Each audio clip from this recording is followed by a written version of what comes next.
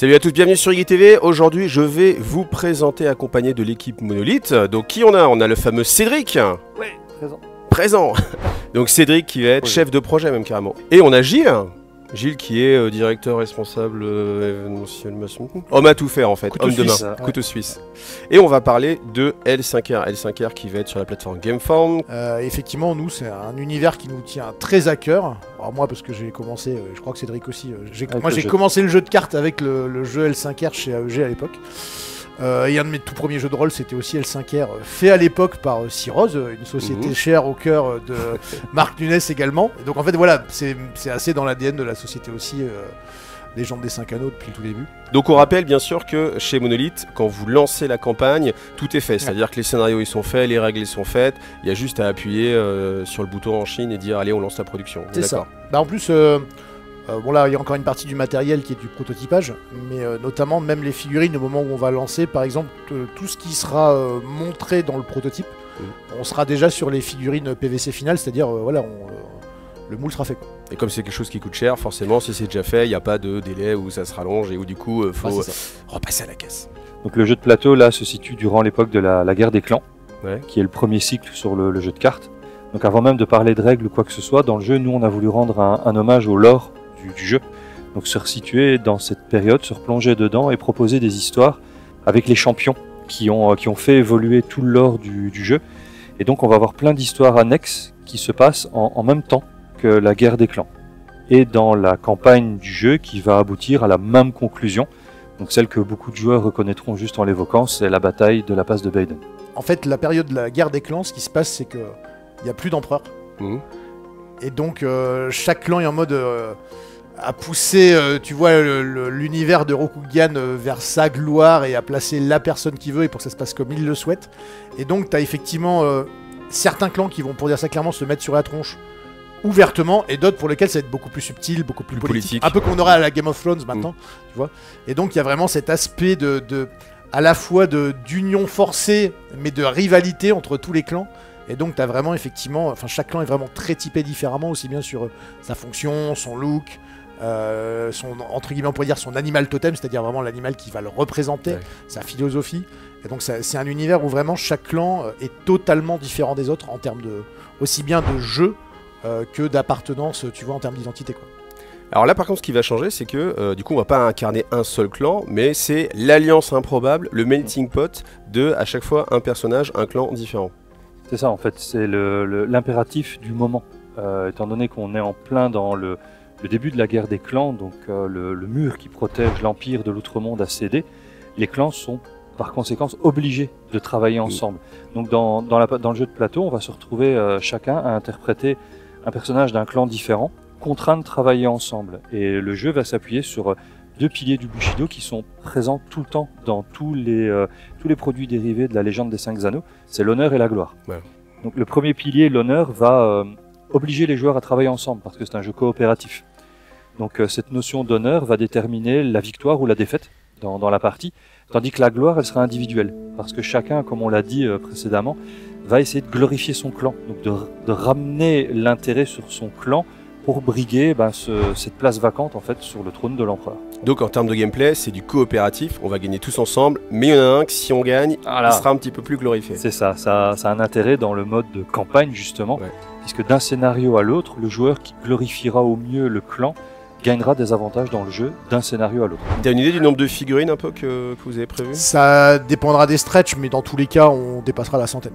Donc figurines préassemblées, PVC. Voilà, PVC, préassemblée. Alors un mélange de PVC et d'ABS. Chaque figurine qui est dans le jeu va être utilisée de nombreuses fois, parce qu'on en parlera plus tard, mais il y a notamment aussi, tu vois, certains types de scénarios, de modes de jeu qui vont te permettre de réutiliser à peu près tout ce que tu as. Donc si par exemple tu t'embêtes à peindre une figurine, tu sais que c'est pas grave, tu n'auras pas rangé, et puis elle prendra la poussière. Scénario, faut que je peigne lui. C'est ça exactement. Que les figurines, elles sont vraiment très réussies. Elles ont une finesse de sculpture qui est quand même assez admirable, et je pense que même au-delà du jeu, je pense que ça pourra plaire aux gens qui, par exemple, feraient du jeu de rôle sur L5R, voudraient avoir un personnage pour représenter un petit peu les situations, ou même simplement collectionner, parce que les figurines, je trouve qu'elles sont vraiment bien réalisées. Bon, les figurines sont jolies, ça c'est ok. Maintenant, est-ce que tu peux nous parler un peu du système de jeu, comment ça va se passer? Comme on l'a dit, c'est un jeu coopératif. On joue ensemble, on gagne ensemble, on perd ensemble. avec un joueur qui va pouvoir glorifier son clan. Mais ce qui va unir tous les joueurs, c'est l'honneur, le premier pilier du Bushido. Sur le plateau de personnages, qui est un prototype actuellement, qui va encore évoluer, on a la jauge d'honneur symbolisée en jaune, qui va de -5 à +10. On peut être déshonoré dans le jeu. L'idée pour symboliser l'esprit de groupe, c'est qu'on va additionner la jauge d'honneur de tous les champions, ce qui va nous donner un seuil de victoire honorable. Ça va obliger les joueurs à jouer ensemble parce que on va gagner et perdre de l'honneur. Il faut en gagner suffisamment pour atteindre le seuil. Et c'est ça qui validera la condition de victoire. Si quelqu'un se déshonore trop, toi, à l'inverse, il faudra que tu te surhonneurs pour... c'est ça. Alors après, ça peut amener à des arbitrages. C'est-à-dire qu'il peut y avoir des moments où ça peut être intéressant qu'un personnage... c'est quelque chose d'un peu moins honorable, si ça peut... Il y a des choix à faire. Oui, parce qu'il y a vraiment cette double condition, en fait, il faut gagner le scénario. Donc, par exemple, capturer un ennemi... Voilà. En fait, c'est ce qui était important pour rester aussi dans l'esprit de la licence, c'est effectivement... il faut que tu gagnes, mais avec les apparences, tu vois, donc il faut effectivement... Donc oui, j'ai vu sur les parties qu'il y avait à Cannes, il y avait un moment donné où il y avait une équipe qui avait fait exprès de ne pas aller jusqu'au bout de la mission pour regagner de l'honneur autrement, avant de clôturer le scénario. Sur ce plateau annexe, qui est actuellement un prototype, qui va évoluer, vous avez la jauge d'honneur de groupe, sur laquelle se trouvent 2 marqueurs. Un marqueur qui symbolise le seuil de victoire honorable, c'est donc l'objectif à atteindre en honneur de groupe, et l'honneur actuel du groupe, qui sera actualisé à chaque tour de jeu, qui peut donc augmenter ou diminuer selon les actions des champions. La condition de victoire principale est donc d'atteindre ou de dépasser le seuil de victoire honorable. Au-delà de l'honneur sur le plateau du personnage, on va retrouver plusieurs valeurs qui sont reprises ici sur la carte et qu'ensuite on va symboliser avec différents marqueurs. Les points de vie, symbolisés en rouge. Ce qui veut dire aussi qu'on peut mourir. C'est-à-dire que quand on n'a plus de points de vie... On peut mourir dans le jeu. Quand un champion meurt, eh bien le joueur peut reprendre la charge d'un compagnon. Donc les compagnons sont des personnages de clans mineurs qui accompagnent les champions, qui viennent combler les rangs quand on n'est pas à 5 joueurs autour de la table. Car le jeu peut se jouer en effet de 1 jusqu'à 5. Quand on est à 5, chaque joueur interprétera un champion. Par joueur manquant, on va intégrer un personnage non joueur, donc un samouraï de clan mineur, qui sera interprété tour à tour par chaque joueur à la table. Voilà, donc on aura toujours 5 figurines amis qui sont en train de se battre. Il y aura toujours 5 figurines, 5 personnages. On peut donc jouer à 2, 3, 4 et combler les rangs avec ses compagnons. Même tout seul du coup. Tout seul, c'est un peu différent. On a un mode solo, où là on va jouer à un champion d'un clan, et les 4 compagnons seront du même clan. Ok. Donc on va vraiment avoir un mode différent. Ouais, c'est pour éviter d'être schizophrène et de s'insulter soi-même. C'est ça, de faire exactement. Oh non, sale crabe, non, mais toi tu es de la grue. Ouais. Voilà. Donc là, il faut que ce soit, c'est cohérent. On joue un seul clan lors de la mission. Donc le point suivant, ce sont les points de ki, symbolisés par les cubes blancs actuellement. Donc je rappelle, c'est un prototype. Ils évolueront dans la forme, mais la fonction, elle, reste la même. Le ki, c'est une force intérieure que tous les personnages ont, qui leur permet d'aller puiser dans leurs réserves. Donc principalement ça sert de relance, et ça sert également à, quand on les dépense, on va les placer dans la jauge inférieure, ça sert également à aller soigner les points de corruption, et enchaînement incroyable, je vous parle maintenant des points de pureté. Quand on commence le jeu, chaque champion a un score de pureté de 5. Certains ennemis, lorsqu'ils blessent les champions, et s'ils ont le mot-clé corruption, vont leur faire perdre de la pureté. Plus on perd de pureté, plus on tend vers le côté obscur. Si on arrive à 0 point de pureté, bonne nouvelle, le champion n'est pas mort. Par contre, il va basculer mécaniquement de l'autre côté et devenir un ennemi que les champions vont devoir affronter et vaincre. Ça peut être assez sympa. Pas de nouvelle comme une autre. Et c'est vrai que ça peut être assez sympa de voir en fait ton ami qui se transforme et puis... en fait, ça évite aussi le côté... Bah c'était cool, va nous faire des cafés. Tu vois, voilà, tu peux continuer à jouer tout en ayant un autre objectif, une autre façon de faire. Ça remet de l'attention pour les autres aussi, parce que maintenant tu tiens pas avec eux. Enfin, tu vois. On a un ennemi supplémentaire qui est plus puissant. C'est ça. Qui va aussi changer la façon de jouer, et ce qui permettra aux joueurs qui interprétaient jusqu'alors le champion de pouvoir jouer, par exemple, l'aider des ennemis. Question, est-ce qu'un personnage éliminé dans cette partie-là va être éliminé de la campagne, ou alors est-ce qu'il va pouvoir revenir? Non, parce que justement on utilise le terme éliminé. Ouais. Donc le personnage n'est pas mort en fait. Le héros ne meurt jamais de la partie. Il a une petite gueule de bois obscure. Le lendemain, c'est. Il a un katana de bois dans la tête. La dernière jauge sur le plateau, ce sont les points d'action. Donc tous les personnages disposent en commençant le jeu de 6 points d'action, et au début de leur tour, ils regagnent 6 points d'action. Ce qui amène tout de suite à une question. Je vais effectuer diverses actions, je me retrouve à 2, j'ai terminé mon tour de jeu, et bien le tour suivant, je regagne les 6 points d'action, je passerai donc à 8 pour un maximum de 10. Ouais. Et ça c'est malin parce que ça veut dire que tu peux capitaliser Voilà. pour En fait, faire vraiment un gros jet. contrairement à beaucoup de jeux, il n'y a pas ce côté où tu as un nombre fixe et où soit c'est perdu, soit tu vas l'utiliser à fond. Si tu as quelqu'un qui pourrait se retrouver à avoir un tour où il n'a pas grand chose à faire, il n'est pas pénalisé. En fait, techniquement, il va garder du rap pour après. Donc ça peut même être un choix conscient de est-ce que je temporise un peu, est-ce que j'envoie tout maintenant. Donc ouais, ça permet une assez grosse variabilité sur la façon dont tu vas jouer ton personnage sur un tour. Vous pouvez dépenser vos points d'action de plusieurs façons. Sur l'aide de jeu, qui est un proto, qui va évoluer bien entendu, vous avez ici les coûts de chaque action en points d'action. Donc se déplacer, somme toute, est assez basique. Je me déplace d'une zone, je vais dépenser un point d'action. Un personnage qui souhaite se déplacer d'une zone, s'il traverse une ligne simple, va dépenser un point de mouvement. S'il traverse une zone avec 2 lignes, il va dépenser 2 points de mouvement, puisque ça représente un terrain un peu plus compliqué à passer, une porte, un obstacle assez simple. Et enfin, s'il souhaite traverser une zone symbolisée par des pointillés, qui est un passage étroit, seules les figurines de taille 1, c'est-à-dire des humanoïdes, peuvent le faire. Un cavalier ne passerait pas par cette zone. Par contre, quand vous avez des zones rouges, symbolisées ici, c'est un mur, la zone est infranchissable. Par exemple, ce champion dépense un point d'action pour aller au corps à corps avec le samouraï. Ensuite, il dépense 3 points d'action pour effectuer une attaque au corps à corps. La mécanique de jeu est basée sur les 5 anneaux, donc les 5 éléments. L'air, la terre, le feu, l'air et le vide.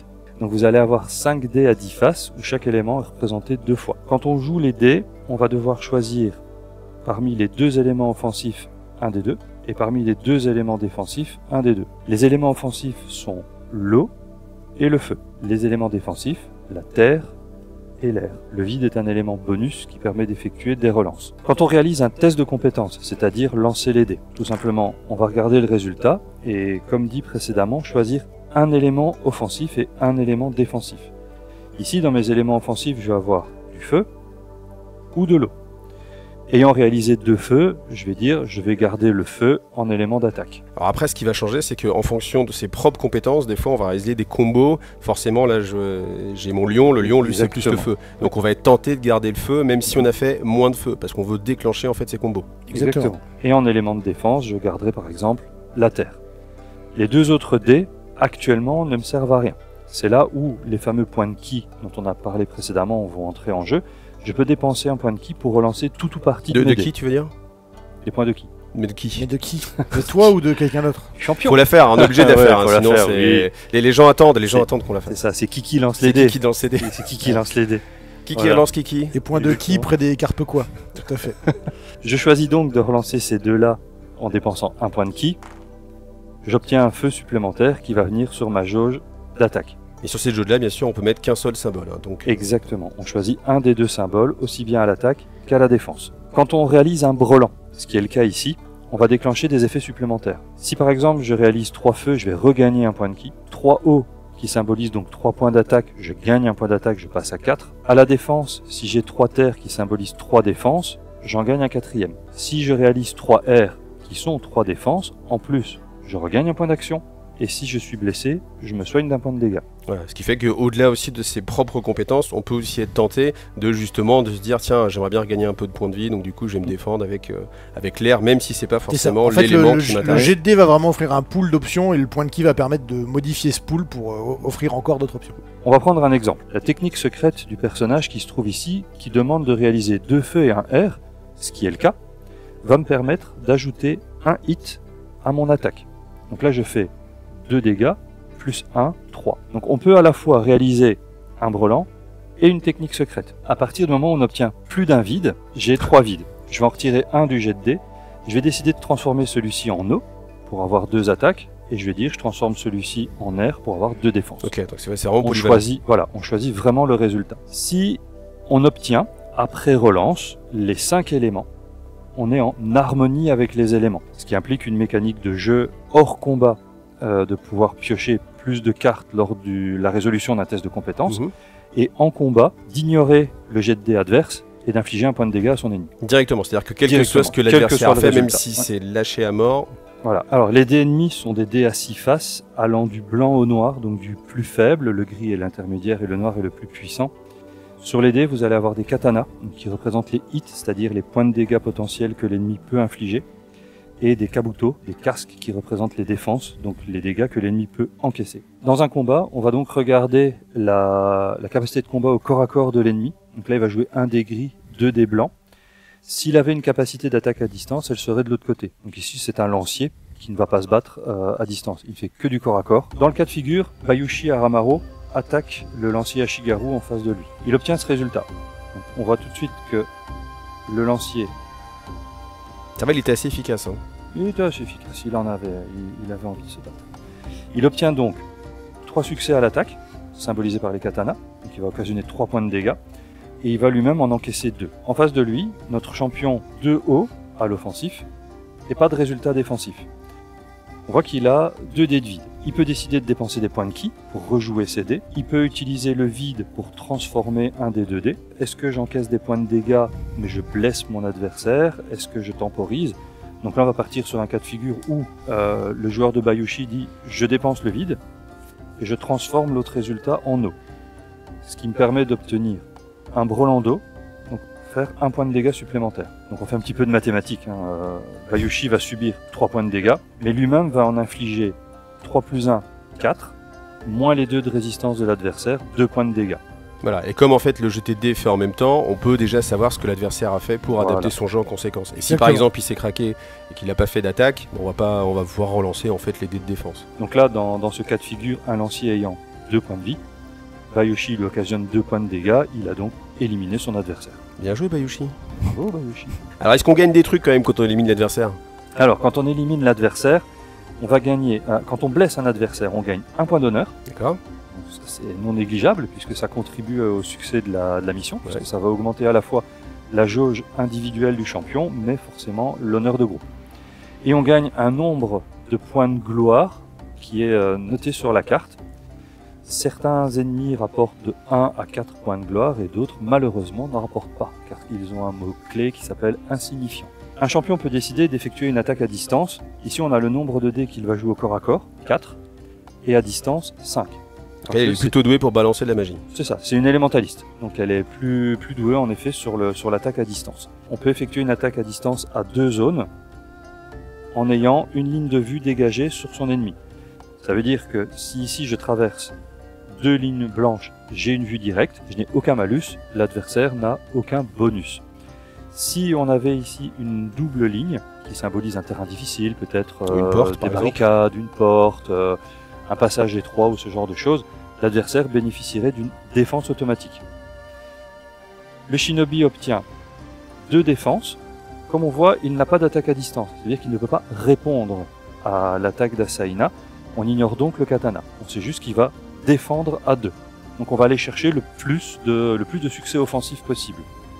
Les dégâts restent, donc au tour suivant, on pourra éliminer le shinobi et le champion qui le fera gagnera à ce moment-là 1 point de gloire. Donc on a vu qu'avec ces points d'action, on pouvait se déplacer, on pouvait faire des attaques. Maintenant, est-ce qu'on peut faire d'autres choses, d'autres interactions? Oui, on peut notamment se soigner. Dans le cas présent, on voit qu'Asaina est à 3 points de vie, son maximum est de 5. Elle peut dépenser 3 points d'action et récupérer 2 points de vie. Vous pouvez également dépenser 2 points d'action pour gagner 1 point de ki temporaire. Puisqu'au début du tour de chaque joueur, les points de ki sont réinitialisés. Donc là, Asaina gagne 1 point de ki temporaire jusqu'à la fin de son tour, qu'elle pourra utiliser en relance ou pour soigner des points de pureté éventuellement perdus. Mais au début de son prochain tour, elle repassera à 2 points de ki. Ce qui veut dire qu'il faut tout le temps utiliser ces points de ki, il ne faut pas se poser la question c'est ça. Qu'on va les regagner. Exactement.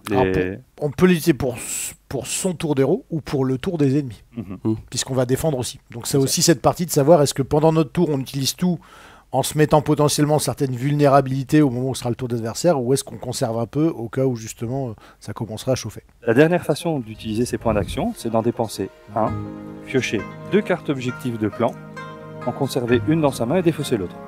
Et c'est à ce moment-là, Iggy, que tu te dis « Mais à quoi servent ces objectifs de clan dont on n'avait pas encore parlé ?» On a dit que l'honneur, c'était le ciment du groupe.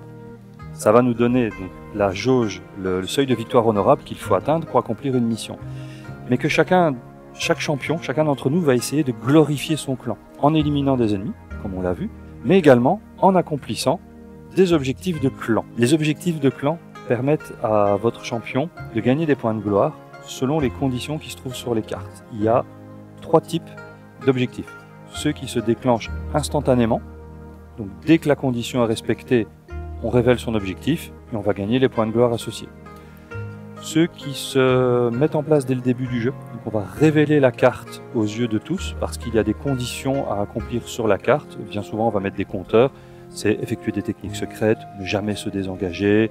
Ce sont vraiment des conditions à respecter tout au long de la partie. Et qui sont thématiques bien sûr avec voilà, clan. Chaque objectif est bien entendu lié spécifiquement au clan.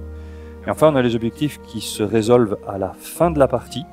Une fois que tout est terminé, on va regarder si la condition est respectée et à ce moment-là, on gagne les points de gloire. Si c'est pas respecté, si c'est pas respecté, justement, au début de la partie, chaque joueur va piocher 3 objectifs et en garder minimum 1 dans sa main. 1, 2 ou 3. Les objectifs qui ne sont pas accomplis, à la fin de la partie, vont compter en négatif. Ah oui, parce que tu t'es engagé sur l'honneur à accomplir cet objectif, tu as réussi sur la gloire. À accomplir ton objectif. Chaque tour de jeu se décompose en 3 phases. On a la phase de préparation. C'est celle où on va recaler tous les compteurs. Là, par exemple, on peut très bien recompter l'honneur de groupe pour voir où on en est par rapport au seuil de victoire honorable. On va avancer le compte tour. On va ajuster la gloire de chaque joueur sur les jauges. Une fois que cette phase est terminée, on passe à la phase des champions, où chaque champion va dépenser ses points d'action à tour de rôle, pour se déplacer, attaquer, effectuer des actions, etc., etc. Quand tous les champions ont joué, arrive la phase des ennemis, où eux vont jouer de la même façon que les champions. Chaque ennemi dispose de points d'action qu'il va dépenser pour se déplacer et ensuite attaquer. Donc ça veut dire qu'il y a une IA en fait qui va gérer le déplacement et les attaques. Chaque figurine ennemie a un comportement différent. Un exemple de comportement, c'est le mode assaut. Le shinobi ici dispose de 4 points d'action. Donc de la même manière qu'un champion, il va dépenser 1 point pour se déplacer, il lui en reste 3, il pourra donc effectuer une attaque contre Matsutsuko. On peut avoir un comportement de fuite selon le scénario. Imaginons, le shinobi a en sa possession des documents et il doit s'enfuir. Eh bien, il va fonctionner comme le héros, il va pouvoir quitter la zone du héros en dépensant 1 point d'action puisqu'il traverse une ligne blanche, payer 1 point d'action supplémentaire parce qu'il se désengage et ensuite continuer son mouvement pour aller s'échapper. Mais alors le comportement, il est indépendant en fait de la figurine, c'est le scénario qui va demander. C'est ça. Ouais. C'est ce qui permet aussi beaucoup de variations, puisque comme disait Cédric, par exemple, tu vois un shinobi en fonction de la mission qu'il a lui-même, il aura un comportement totalement différent d'une partie à l'autre. D'autres comportements sont par exemple la patrouille, la sentinelle, le gardien. En fait, c'est une grosse façon de ramener de la rejouabilité sans faire, tu sais, des variantes de profil. Bah oui. Ouais. Parce que tu perds un shinobi puis tu as plusieurs ennemis différents. C'est ça. Parlons un peu de la faveur impériale. Le personnage qui la détient en commençant le jeu est le champion qui a le plus d'honneur. Donc en l'occurrence, ça serait le lion, Matsutsuko. Normal. Ah, normal, le lion. La parure. À quoi sert la faveur impériale? Eh bien, sa première fonction, c'est de choisir l'ordre dans lequel on va jouer pour le tour actif. Donc, Matsutsuko étant du clan du lion, fière, elle va dire « je vais jouer première ce tour-ci ».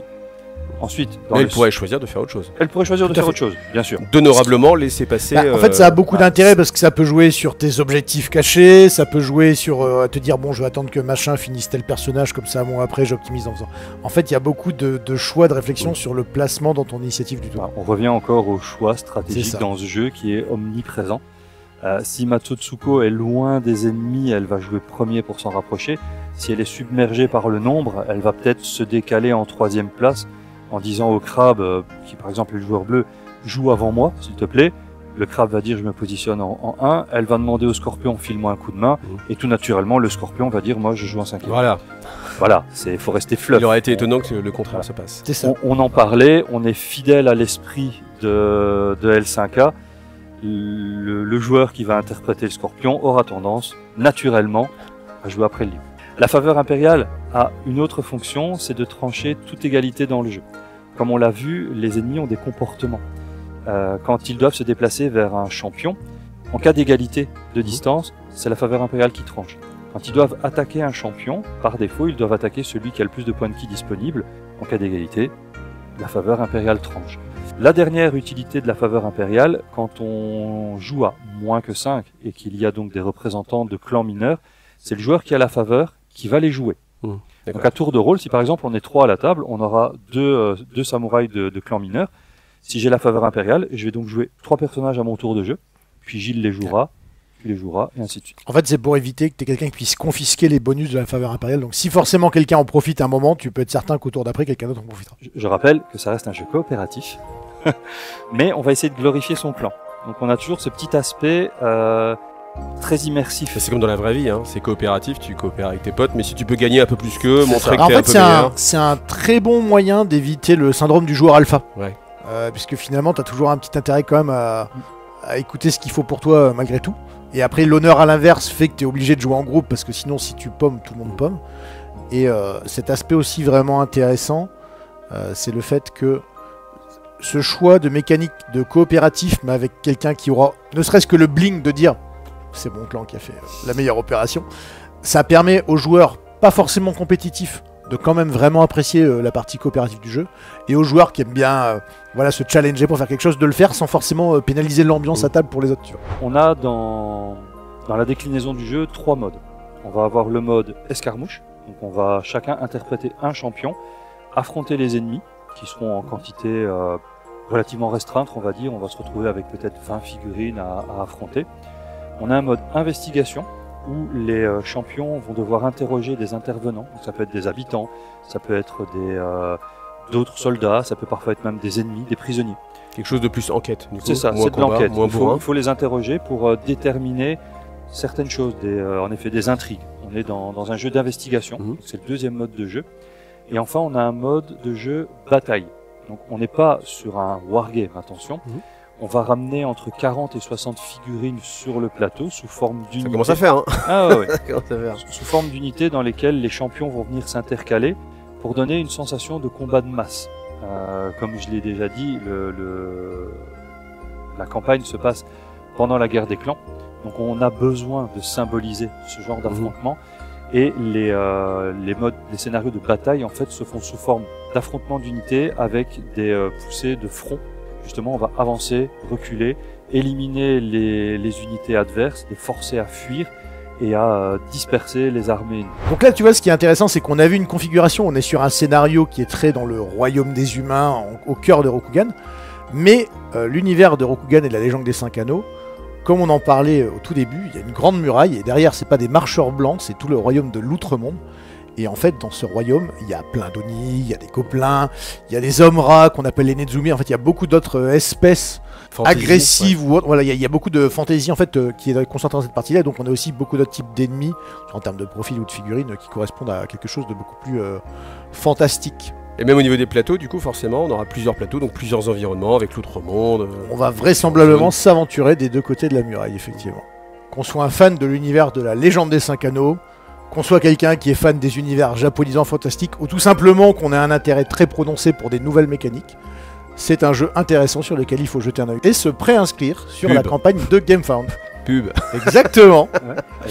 Non, après voilà, moi je pense que c'est un jeu qui va être vraiment intéressant sur le côté déjà l'univers qui est très profond. Si vous avez fait du jeu de rôle, si vous avez fait le jeu de cartes, si vous avez envie même de plonger dans l'univers, ça peut être le contraire aussi, hein, c'est-à-dire que des gens peuvent découvrir L5R avec ce jeu. C'est vraiment, alors il n'est pas ici, mais c'était aussi une volonté de Julien l'auteur. On est vraiment sur un mélange de quelque chose de très tribute, comme on dit vraiment. C'est pour les gens qui adorent l'univers, ils vont se gaver.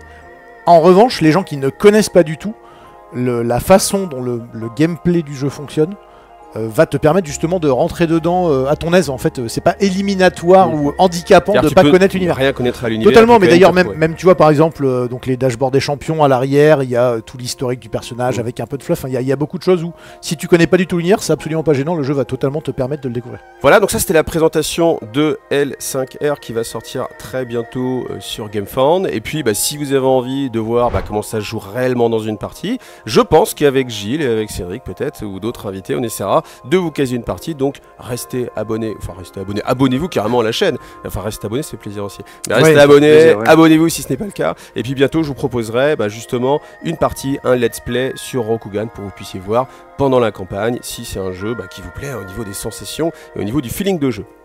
Merci Cédric, merci d'avoir fait le chemin jusqu'ici. Merci beaucoup. Depuis l'Outre-Monde. Et puis merci Gilles. De rien. D'être resté dans l'Outre-Monde. Exactement.